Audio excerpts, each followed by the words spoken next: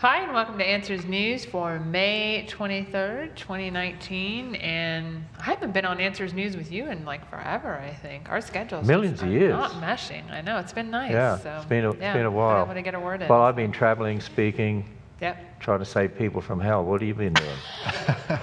Similar thing. We'll talk more about my experiences next week. Oh, yeah, that's going to be really interesting. And for those of you who are in the studio audience, next Thursday, if you're not here, watch it carefully and hear Dr. Purdham's experience recently. Yes. Yeah, she's going to tell us about it. We have Roger Patterson with us today. So he's from the what? C team, D team, E, F team. He writes, Roger writes for our ABC Bible curriculum, and so he's done a lot of work on that over the years. And when we run out of everybody else, we ask Roger if he would join us. Yeah. Bottom of the barrel, just like Vegemite. Yeah. So there we are. Okay. But we have a wonderful studio audience with us today, so make yourselves known. Let's Come on. hear you. There we go.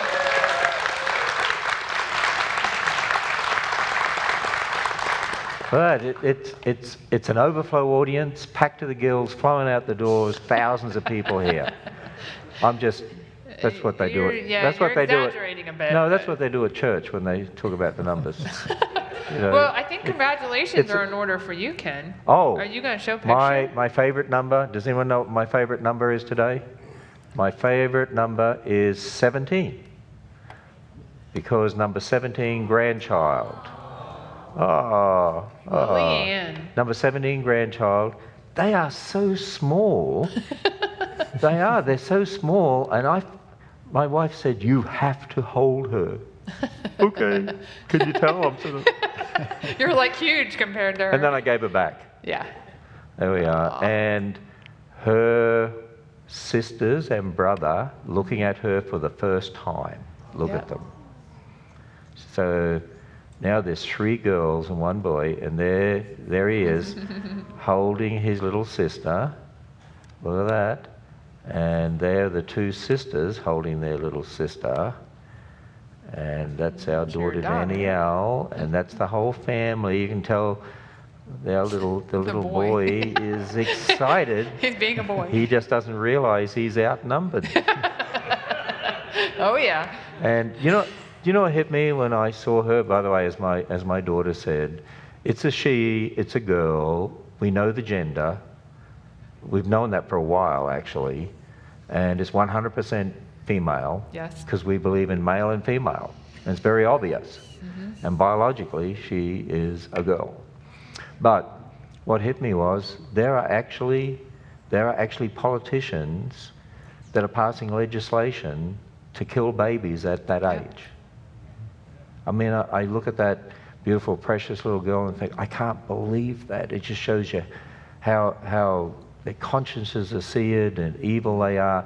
But you know what? When you look at the Canaanites, they used to do that at 4 years old, would sacrifice their children. And you realize what sin does, how evil things are. How depraved. So anyway, my favorite number is number 17 today. And then I thought I'd show you this real quickly, because now that spring is here, down at the Ark and the Creation Museum, you see the gardens springing into life. These are the rainbow gardens down at the Ark. And look how beautiful they are now with all the flowers. And this is behind the Ark, actually on the way to the zoo. And it pans across to the opening of the zoo expansion. This will be our new opening for the zoo. Look at that over there.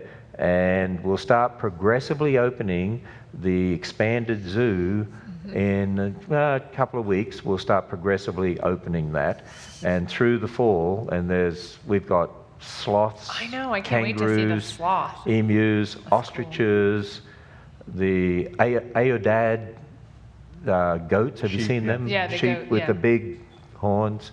And we're going to get a couple of bald eagles. That's awesome. I can't wait. And eventually lemurs. Yeah, there'll be a stage there where they'll be able to do shows and presentations. Live animal programs. All about them. Yeah. Mm-hmm.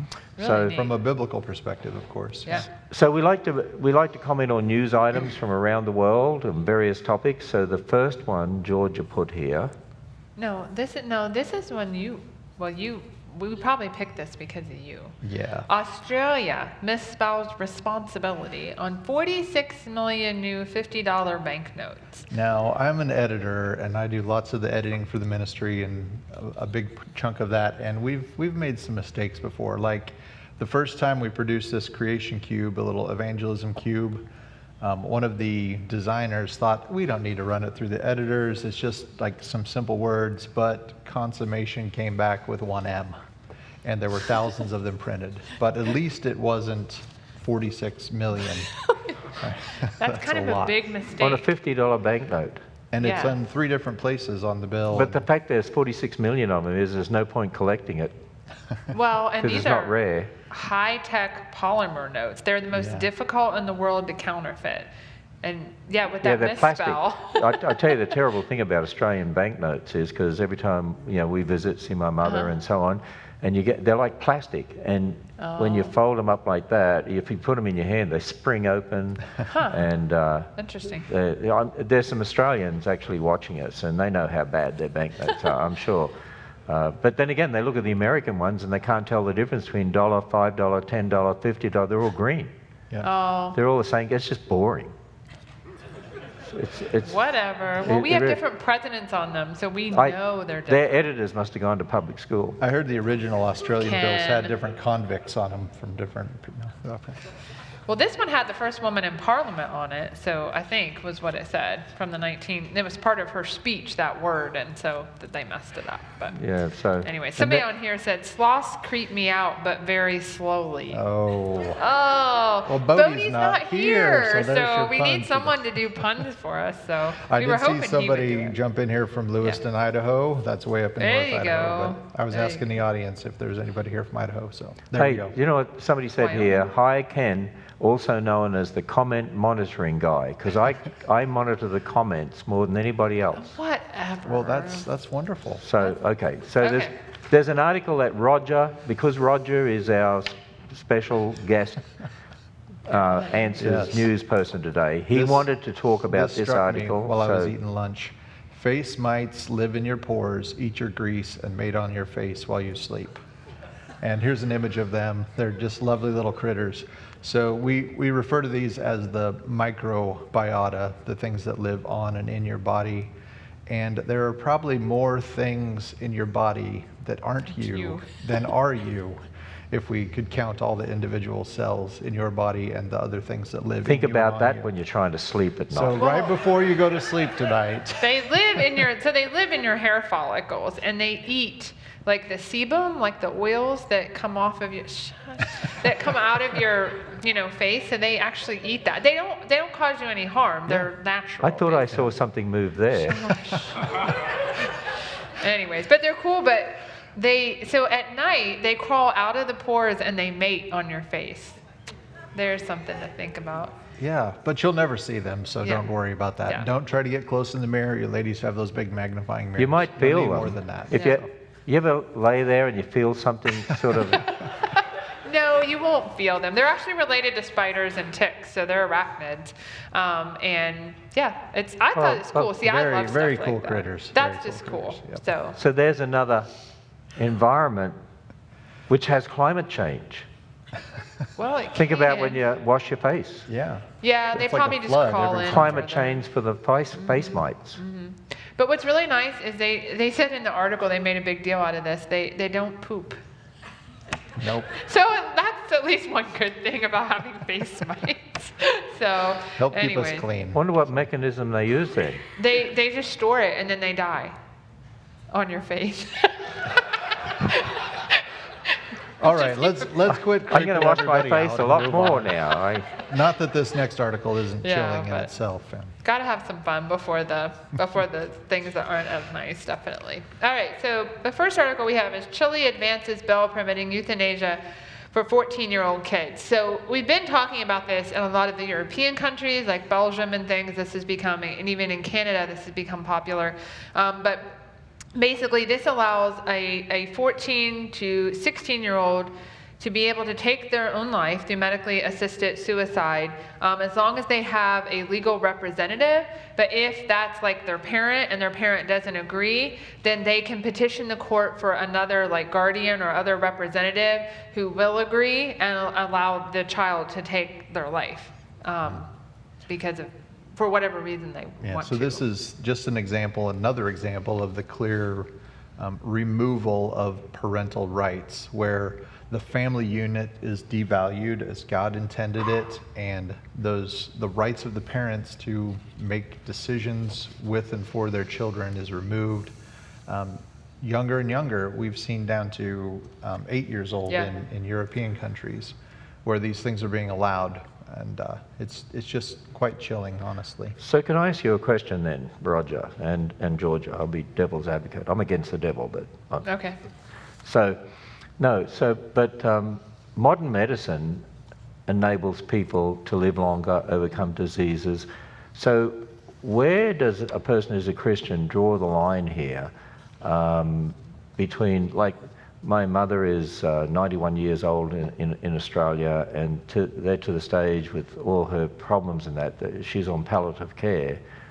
So they're still giving her medicines for problems, but if she had a major problem, they're going to rush her to hospital or anything like that. How do we draw those lines?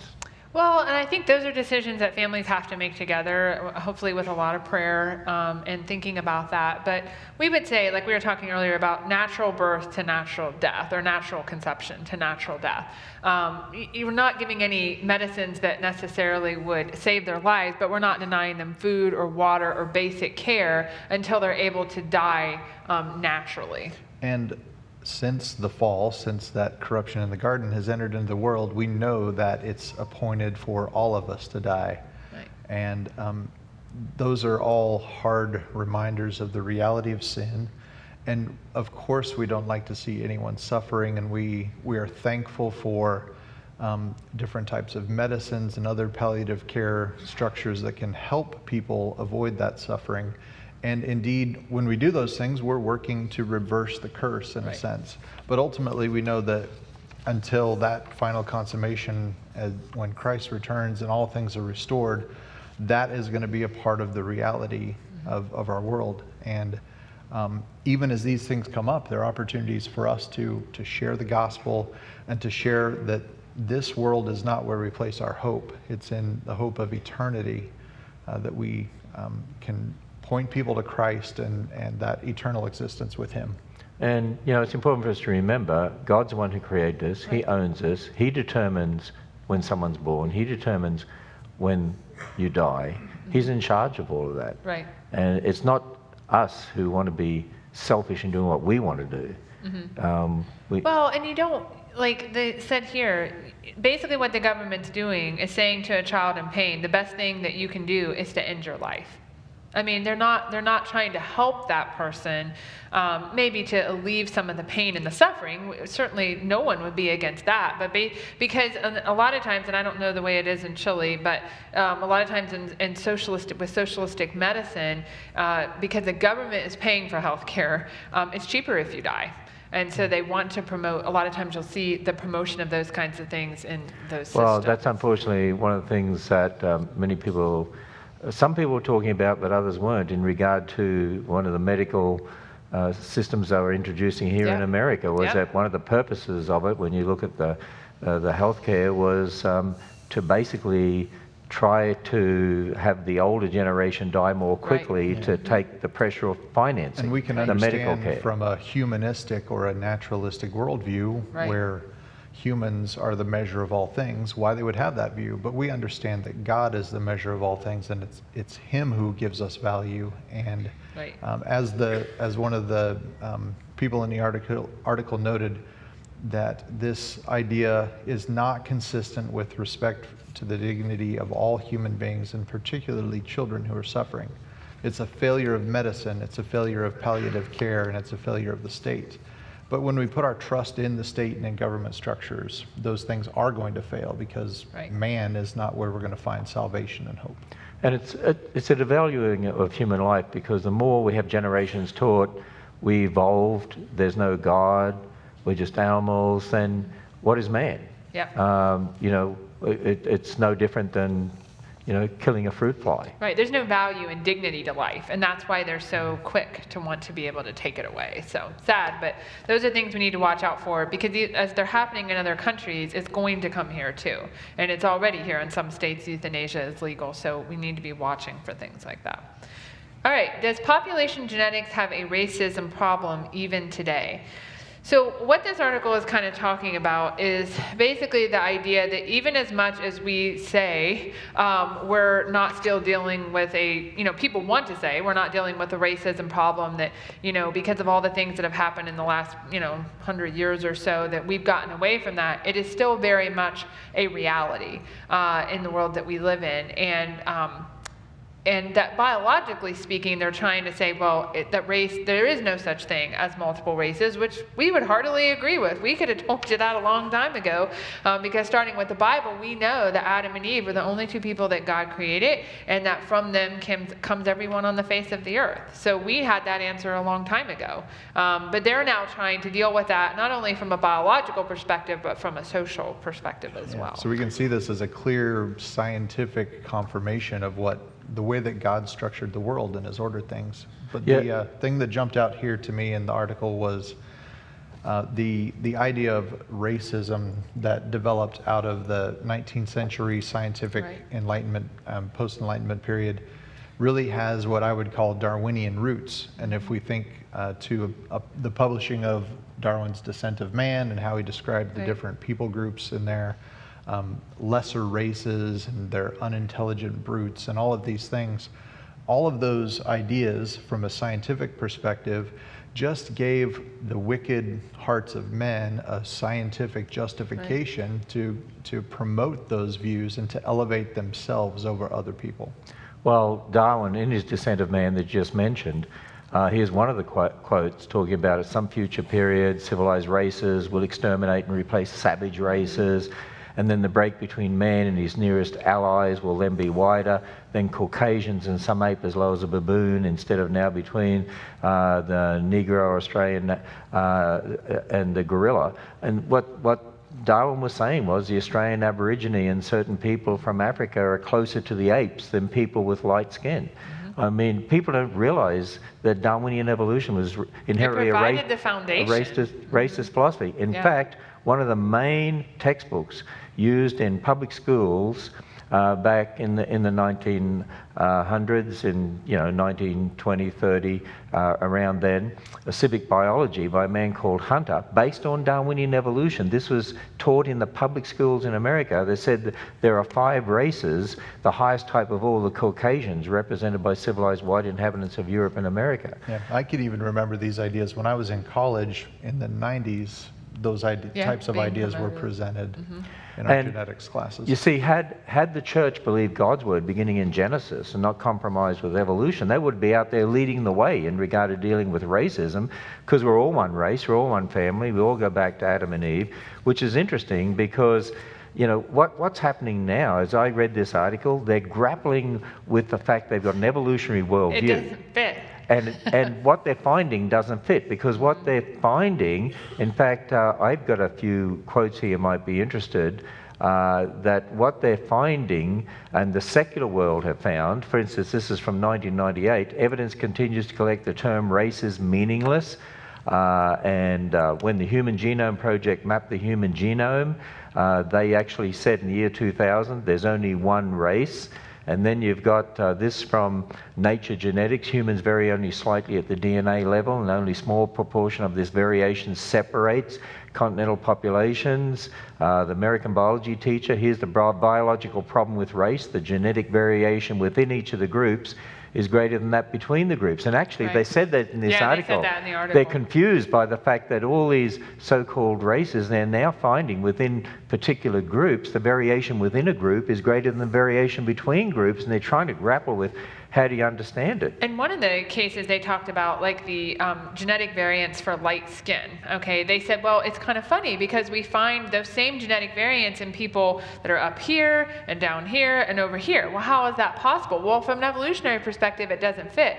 But from the Tower of Babel perspective, it does, because you've got people that some of them that had that variant went here, some of them went here, and some of them went here. And so we can explain that from a biblical perspective, but it, like you say, it doesn't fit their evolutionary perspective. It's just fascinating to read an article like this in the secular world, where they're now looking at all the scientific evidence. Doesn't fit the evolutionary worldview, but if you actually look at it from a biblical perspective, we're all descendants of Adam and Eve, and then you had Noah's Ark, and then you had the Tower of Babel, it all makes sense. Yeah. It all fits. And Ken, you've written a book along with Dr. Charles Ware, who's a supporter of our ministry, and we partner with him at Crossroads, and it deals with those issues from a biblical perspective. It brings about the complications that sin has brought into this, and the different ideas. And then just recently, the kids' version of that book's been released. Let me just mention the one with myself and Dr. Ware. Yeah. Being updated. Some people might have the older edition. We've just totally updated it, revised it, brand new cover as well. And you can pre-order it online. It actually arrives at our warehouses on the 10th of June, but Yeah. you can actually pre-order it online, One Race, One Blood. And then the kids' version of that is available with some great graphics and illustrations really in it helpful. to share with kids. And then there's even a little small flip book that we have that could be used. You could slip it in your pocket, and opportunities to share those things. Yeah. But it's just more confirmation as we think about the connections of the gospel, because we're all one in Adam and we've all sinned in Adam. We all need that salvation that can be found in the last Adam, Jesus Christ. And I'll mention in October, we have coming up our, well, we call it a Pastors and Christian Leaders Conference, but it's open to everyone. Anyone who wants to come can come. And it's going to be down the Ark in our new Answers Center this year in October. And we have Dr. Ware coming. He's the one who co-authored the book One Blood, One Race with me. We have Dr. Bodie Bokum coming. yeah. Johnny Hunt's going to be there. Myself, others, Dr. speaking. Purdom, we're all speaking there. So it's going to deal specifically with that Right. topic. What are you talking about at that conference? I don't know. We still need to talk about that. But we'll talk about some things probably related to like Adam and Eve and The more genetics the of genetics Adam and and the Eve. biological. Because the book that Ken and Dr. Ware authored, it goes into that too. It goes into the biological aspects of it too, the scientific aspects as well as the biblical aspects. Because this is still a huge issue, especially. I mean, I know it is around the world, but we think about it here in the U.S. and the Bible has the answer to it. It really does, and science confirms that. And so we need to be boldly saying that. Someone said here, I like when Georgia gets annoyed with Ken Ham. Well, that's a lot. I need to get you annoyed with me more. Yeah. There's somebody else here said can. they were from Moscow, but then they qualified and said Moscow, Idaho, not Moscow, Russia. Yeah, Yeah, we've that's seen way that. up north. I'm from down Yeah, there south. is a right, difference Twin between Falls. Idaho and Russia. Yes, there Yes. is. Yes. A big So- It's just like somebody here. There's somebody here from France, and it's not France, Idaho. It's France, No. France. No. Yeah. Yeah. Somebody on here I've confused them now. quoted, Acts 17:26 about Yeah. him making from one blood all nation of men to dwell on the face of the earth. And so we see that over and over in Scripture, and so that's confirmed in both the Old and the New Testaments. All right. Hey, everybody- is there anybody from Kentucky in the studio audience?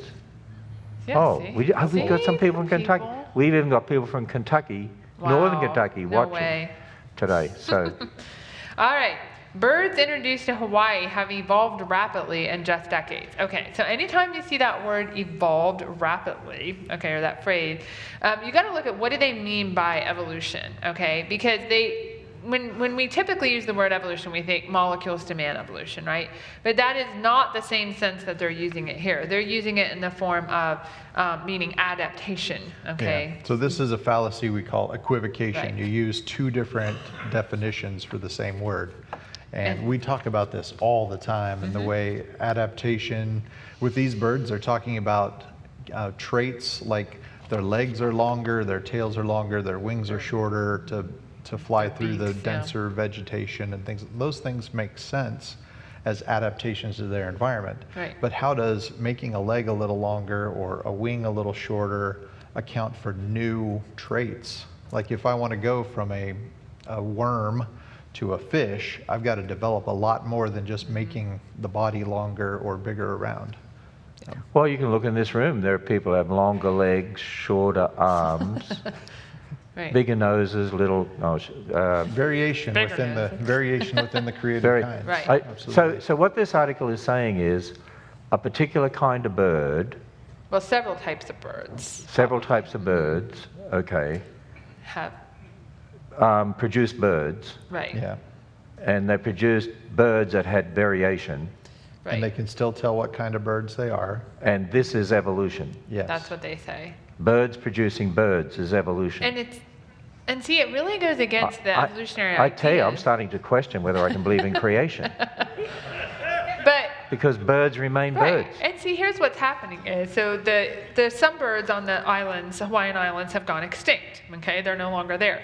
So these birds have come in and basically taken over, and they've adapted to life on the Hawaiian Islands. That'd be a nice adaptation to have. But and it doesn't come from new things that they're forming. It's from the genetic diversity that God created in these birds in the first place. A lot of it's probably from that, and just depending on the environment, things like natural selection and other effects can cause the certain populations to have maybe longer legs or different beak sizes, but it's still bird, it's still the same type of bird, it's not becoming a non-bird. And one of the biggest accusations that come from the evolutionists, whether they're Christian or secular, is that we as biblical creationists say adaptation has to happen too quickly in a flood model. But that's what they're saying here. Evolution, as they see it, is happening define it. too quickly for their model to fit. So this is, again, it's another way that we can look at these things from a scientific perspective in the post-flood world. Animals spreading out after the ark were finding new environments. They were adapting to those. And it's just another example of that. And Dr. Nathaniel Jeanson, one of our staff scientists, has written a book called Replacing Darwin, and that's one of the key things he deals with in that book, and looking at the rates of evolutionary change versus adaptation and the rate of species formation and those important things, and using real scientific data, not made up stuff, not trying to tell stories, but looking at the evidence and evaluating it from a biblical starting point. And it really, this article to me just affirms a lot of the things that he's saying there in that book, that these things are happening quickly, and we should expect to see new species arriving much more quickly than the evolutionary Well, model. we see a number of young people in the audience here, and there's young people that watch us. In the public schools, one of the major evidences that they're taught for evolution, and you'll also hear this from the media, or read it in newspapers, well, just like this article, one of the major evidences they teach is speciation. And they say it's a major evidence for evolution, but speciation only occurs within a kind. Right. And it's interesting, in this article, they talk about evidence of a founder effect. Right. Now, you know, when I went to university, and you studied more genetics than I did. I did 1 year of it. You did, what, you A went lot of years 20 of it. years, whatever. But a founder population is when you start like a new population in an area just from a small group, few. right? Yeah. And they're saying that from a founder population, you can have speciation happening very quickly. Well, if you think about it, after the flood, you'd have all these founder populations because the different kinds come off the ark, and then they could rapidly form lots of different species, which is what Dr. Jeanson says in that book, which is, it's interesting, the secularists are now saying that can happen, and yet they mocked us for saying that you could get all these different species And it's after the ark. geographic barriers and things like that that Dr. Jeanson deals with and tries to use to demonstrate how all these things could work. So it's, again, it's just more confirmation. And By some- the- okay. I was just going to say, someone here said that bird looks like a painting. It's pretty. And I would say it is a painting. It It's is God's painting. Yeah. Well, somebody on here said even the endangered birds in Hawaii are having a hard time adapting to the conditions there. Why can't they adapt? Well, what happens sometimes is species will get so specialized for a certain environment that they can't, if the environment changes especially, they can't, that diversity in their population is gone, and so they can't adapt then to those conditions. Because that's what happens a lot of times with speciation is diversity is sort of weeded out as they become well adapted, and it can lead to extinction in some cases, and which may have happened with some of the Hawaiian. I don't know all the conditions there, but that may have happened in some cases. So, yeah. So it's nothing, and again, we would expect it to be rapid. Evolutionists don't. And so from a biblical creation standpoint, it's perfectly consistent. All right, another bird story. First birds, Archaeopteryx. This program's going to the birds. Gets company. Oh, there we go. Okay. So this is another bird from the late Jurassic period called, we'll see if I pronounce this right, Alcmonavis pochili, that's how I would pronounce it. And so they thought it was Archaeopteryx, but as they started looking at it more closely, they realized that it was different. Some of the traits are actually more common with recent birds. Now, the reason that this is a problem for evolutionists is because they believe that dinosaurs evolved into birds, but these birds are found in the same rock layers as the dinosaurs. And an added detail, the that you're referring to is one specimen of a wing, so they're making all of these conclusions off of that one wing specimen. And they would say these dinosaurs went through this progression through a gliding stage and then to a flapping stage and then to a full flight stage. But what we have here is the presence of a mixture of those stages all at once. And so how can they have the complex flight that they're claiming for this wing fossil developing at the same time as the flapping, kind of trying to maintain flight like they say of Archaeopteryx? How can those things be present at the same time? And the time scale that they're looking at and all the pieces here just make it very challenging. And they even admit there are other geologically younger birds that we can identify in the fossil record, and feathers, what we would see as flight feathers, contour flight feathers, much earlier in the geologic layers. And of course, again, we explain that as these were all buried at the time of the flood, so they would have been present together at the same time. The interesting thing is, we often comment on articles here where, I think it happens weekly, where the evolutionists say, oh, we found this earlier than we thought we would. Oh, this looks like it's always been complex right from the start. Oh, how could this be? Oh, I mean, maybe somebody designed it to do what it does do, and what it does do well. And maybe the flood was real. Maybe. Yeah. And They can't explain it because it happens so quick. You know, that's the thing. That's really becomes the problem for the evolutionary story. Because if you're depending on random chance, which is what evolution is, it's dependent on random chance mutations and change, then you have to have lots of time. So if you see these things happening relatively quickly, then it blows the evolutionary ideas out of the water. It's really a problem. Somebody said here, all that from one wing sounds like they're just winging it. Well, I'd say that's true of evolutionists across the board. They're always trying to wing it. I think we should do this last article here. The last article we're going to get to today. U.S. birth rates hit another record low in 2018. That is definitely not due to Ken Ham's lineage, because they tend to reproduce a lot, with 17 grandchildren now. And my mother has 48 great-grandchildren. How's that? Yeah. So that's good.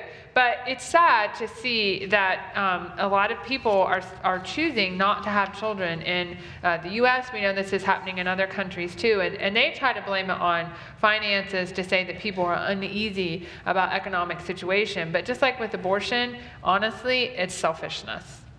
That's what it really boils down to. There's no more value for God's design for the family, and people are shifting their lifestyles to accommodate their own desires rather than trying to bring children who they can raise up to in the fear and admonition of the Lord. And it's, again, it's not economics, but economics points back to selfish reasons anyway. Right. It's our own selfish desires turning our hearts against God's design. Well, can I add one other thing here?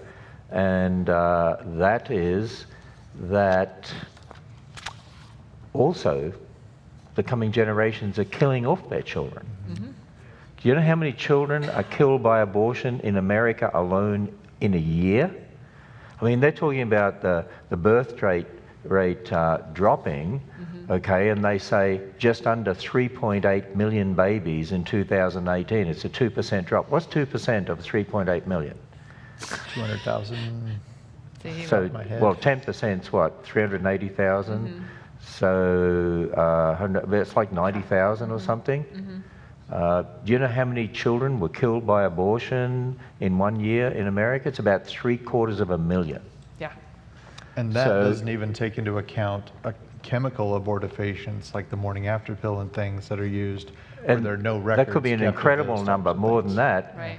If you add that into the birth rates go way up. Yeah, Yes. and so what we see in a lot of these with the medically assisted suicide and all that, it's a war on children and it's a war on the family. And that's why as Christians we really need to, stand up against these things. We need to have children, we need to adopt children, we need to take care of children, so that, like Roger said, we can raise them up to serve God and live for Him. And one other thing, one of the primary importances of the family, when you read Malachi, why did God make two one? It's a reference back to the oneness in Genesis where woman was made from man. You become one because you're one flesh. Genesis 2:24. Jesus quotes that in Matthew 19. But it says, why did God make two one? And the answer is because He sought godly seed. Not just seed, godly seed. We are to produce godly offspring who'll influence the world for Jesus Christ, who'll marry godly offspring, who'll produce godly offspring, who'll influence the world for Jesus Christ, generation after generation after generation. And sadly, even in the Christian world, we're not seeing the godly offspring produced as we should, because the majority of them are walking away from the church and haven't been taught how to defend their faith, haven't been taught the foundation of God's Word. And so that's a reminder, even for those of us who are Christians, that it's not just children, but godly children. And so bring them here, because that's what we're trying to do, is to educate children and to help them know the truths of God's Word through the museum and the Ark Encounter. So we are out of time today. We won't be back on Monday because it's Memorial Day. So we'll have a vacation day on Monday, right? Yeah. And So actually, don't We call still me have Ken. speakers. We're still open. if the studio audience want to greet us, we'll do that outside. Yep. If you don't want to greet Dr. Purdom, that's okay. I'll just put her on the side there. But we'll be, anyways, despite all of that, we'll be back next Thursday. So we'll see you then.